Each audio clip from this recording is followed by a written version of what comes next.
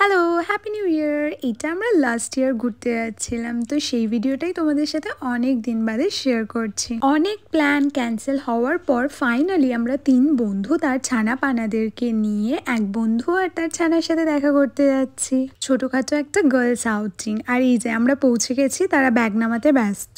বাড়ি গিয়ে আর ভিডিও করা হয়নি। আমাদের জন্য রান্না করেছিল, আমার ভেজ ছিল তাই আমার ভেজ রান্না করেছিল, ওদের জন্য চিকেন ছিল। তারপর পৌঁছেই ছানারা ভীষণ খুশি আর একদম গোছানো ঘর থেকে আগোছালো করে দিচ্ছে, যে যার মতন খেলছে। ভীষণ হ্যাপি ছিল তারা। আর এদিকে আমরাও ভীষণ হ্যাপি, কারণ অনেক দিন বাদে এরকম ঘুরতে গেছি। ওদের বাড়িটা যেহেতু পানিহাটিতে, আমাদের কলকাতা থেকে যেতে বেশ খানিকটা সময়ও লেগেছিল। অনেক মজা হয়েছিল যেতে।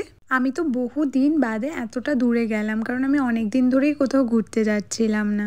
ঘুরতে গিয়ে তো বেশি ভিডিও করার কথা মনেও ছিল না, তো আমরা গিয়েই বসে গেছিলাম বাচ্চাদের নিয়ে। তো বাচ্চাদের একা রাখবো না বলে আমি বাচ্চাদের দেখছিলাম আর তারা বসে গেছিল গল্প করতে। আর এর মধ্যে একটা সারপ্রাইজও আছে, যেটা আমরা প্ল্যান করেছিলাম ছোট্ট করে।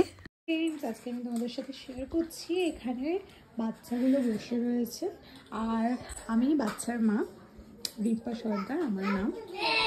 আমি দেখাচ্ছি আর বাকিরা কি করছে। এখানে দরজাটা বন্ধ, ঠিক আছে? এখানে টিনটিন বসে আছে, ঠিক আছে? টিনটিন ওদের বলেছি লাইভ করছি, আর ওরা এই অবস্থায় আছে বলে ওদের মুখ দেখো কিরকম বলছে, হ্যাঁ তুই এই অবস্থাতে লাইভ করছিস কেন? তো যতক্ষণ আমরা ছিলাম এই সুন্দর ঘরটা ধীরে ধীরে অগোছলো হয়ে গেল। তারপর আমরা বেরিয়েছিলাম গঙ্গার পাড়ে। ওদের বাড়িটা একদম গঙ্গার পাশেই ছিল, যে কারণে আরো বেশি ভালো লেগেছিল ঘুরে। প্রাকৃতিক সৌন্দর্য মানুষকে সত্যি ভীষণ আকৃষ্ট করে। আর এখানে আমরা গিয়েছিলাম চা খেতে। আমি তো চা খাই না, তাও আমি ভাবলাম যে সবাই চা চা করে খেয়েই দেখা যাক। আমার চাটা আমার ভদ্রলোক খাচ্ছে, বাচ্চারাই আর কি চাটাকে এনজয় করছে। এরপর যেটা প্ল্যান হয়েছে, আমাদের বন্ধু রিমা ওর বার্থডে 2 দিন বাদেই ছিল, তো আমরা ভাবলাম একসাথে যখন এসেছি তো ওর প্রি বার্থডে একটা ছোট করে সেলিব্রেট করাই যেতে পারে। এরপর ম্যাডি আর মিষ্টু কেক আনতে যায়, রিমা যাতে দেখতে না পায়। আমি আর রিমা তাই জন্য রয়ে যাই উল্টো সাইডে আর বলি বাচ্চা নিয়ে এত পারাপার হওয়ার দরকার নেই, ওরাই নিয়ে আসুক বাচ্চাদের খাবারটা। এরপরে বাড়ি ফেরার সময় ওদের বাড়ির পাশে এই পাঠ ভবন আর কি, তো এই রাঘব ভবনে তখন সন্ধ্যা আরতি হচ্ছিল আর বাচ্চারা ভীষণ আনন্দ করে এখানে দৌড়াদৌড়ি করছিল। দেখতে বেশ ভাল লাগছিল। শ্রীকৃষ্ণ রাধা যেখানে রয়েছে সেখানে গোপাল ছোট ছোট ঘুরে বেড়াচ্ছে। তারপর আমরা এখান থেকে বাড়ি যাই। আর টিনটিনকে না আমরা একা রেখে এসেছিলাম, বেশিক্ষণের জন্য বেরোচ্ছিলাম না বলে।